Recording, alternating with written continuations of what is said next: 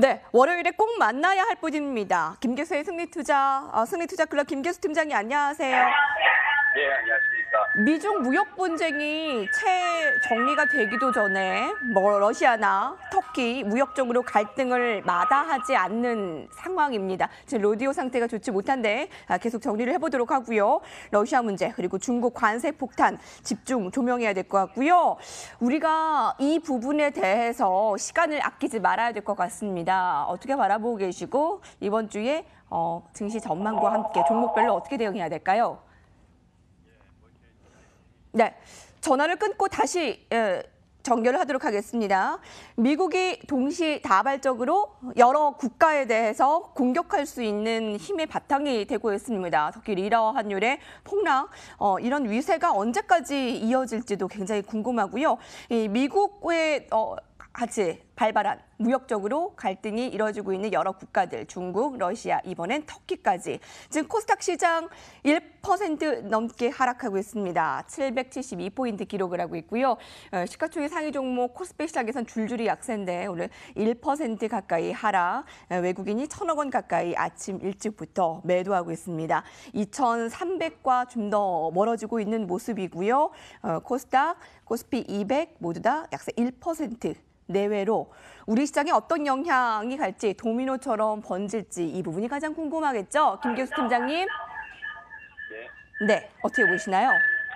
예, 아까 앵커님이 말씀하신 내용을 네. 잘 안 들렸지만, 그러나 그 내용 부분을 보게 되면 오늘 딱 두 가지 쪽으로 바라볼 수가 있겠죠. 터키에 대한 불안감. 오늘 증권방송이라고 하면 전부 다 터키에 대한 이야기를 할 겁니다. 사실 터키와 관련 여러분, 양해 말씀을 구해야 될 것 같습니다. 스피커 상황이 좋지 못해 다시 연결을 끊고 재연결할 예정인데요. 김교수 팀장의 의견은 여러분 꼭 들어야 하는 것이기 때문에 잠시 좀 기다려 주시면 좋겠고요. 채널 돌리지 마시고요. 외인의 매도에 2270선 아래로 가라앉은 코스피에 대해서 코스닥 약세에 대해서 그 누구보다 집중 조명해서 얘기해 줄 전망입니다. 터키발 이슈에 높아진 신흥국 증시 경계감. 터키 재무장관은 이렇게 얘기를 했어요. 트럼프 대통령의 제3의 표적이 됐다. 제1의 중국, 제2의 러시아, 제3의 표적 터키. 시장 안정책을 위해서 노력하겠다. 앞으로 신흥국이나 글로벌 금융위기까지 오지 않도록 노력하겠다라고 하지만 우리 증시는 바로 긴장감을 보이고 있기 때문에요. 제가 혼자 계속 얘기하네요. 김기수 팀장님. 네, 연결이 됐을까요? 주세요. 네, 시청자분들은 제 얘기를 기다리는 게 아닙니다. 팀장님 의견이요? 네, 그렇습니다. 터키와 관련된 이야기는 계속해서 여러분들께서 오늘 내내 아침 그리고 오후 내내도 들으실 겁니다. 그만큼 이 터키발 악재에 대한 이야기가 시장에 우려스러운 흐름을 가고 있죠. 왜냐하면 시장이 좋은 상태에서 그 악재를 감내할 수 있는 시장의 환경에서 이 터키 문제가 터졌으면 그 영향은 제한적인데 지금 우리 시장이나 이 이머징 마켓 시장은 미국과 중국의 무역 전쟁으로 인한 악재에 의해서 상당히 어려운 흐름에 놓여져 있잖아요. 그런 흐름 속에서 이 터키발 악재를 맞았기 때문에 오늘은 지수가 반등을 쉽게 하지 못한다.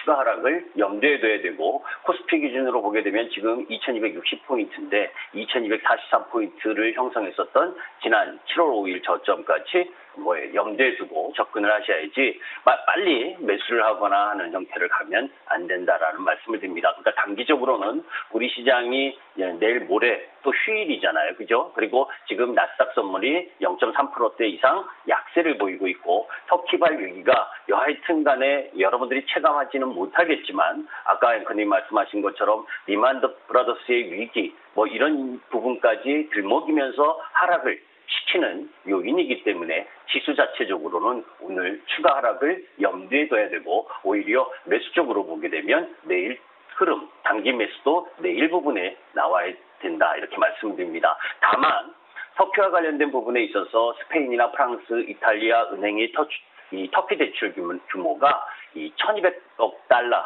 정도로 제한적이에요. 그리고 이 인구 8천만 조금 넘는 터키의 이 약세 흐름은 사실 2016년부터 지속되어 왔고 궁극적으로 미국의 목살을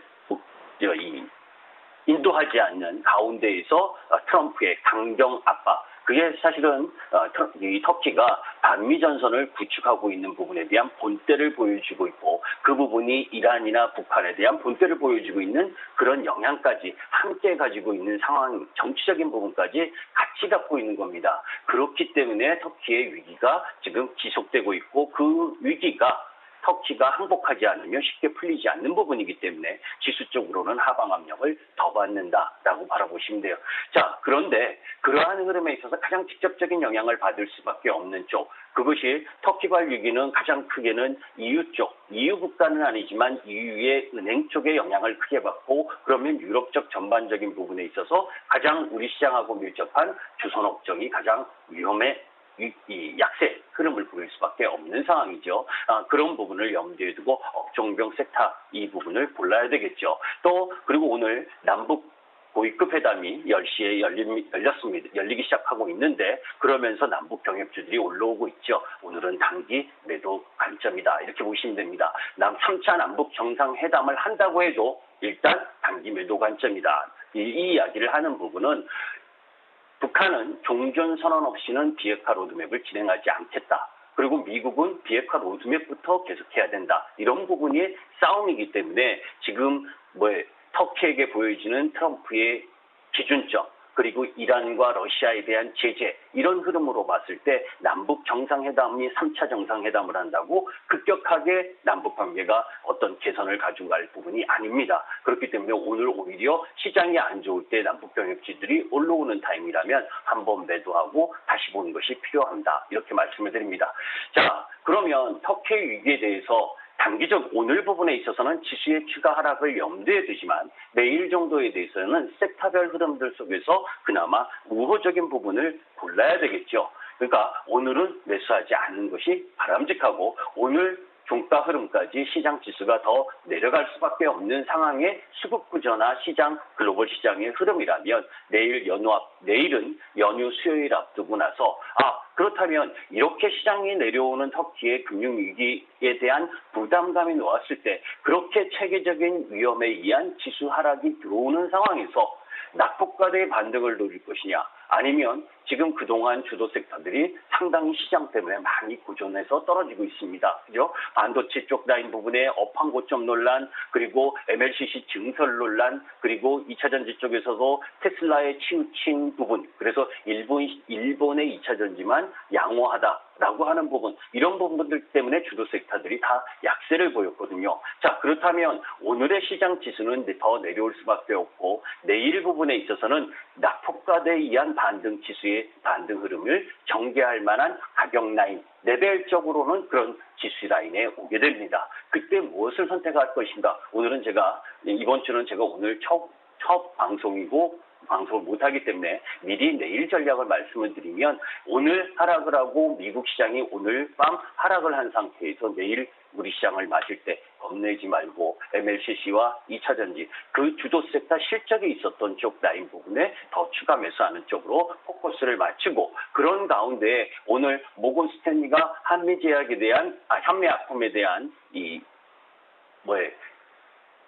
매도 의견을 냈죠.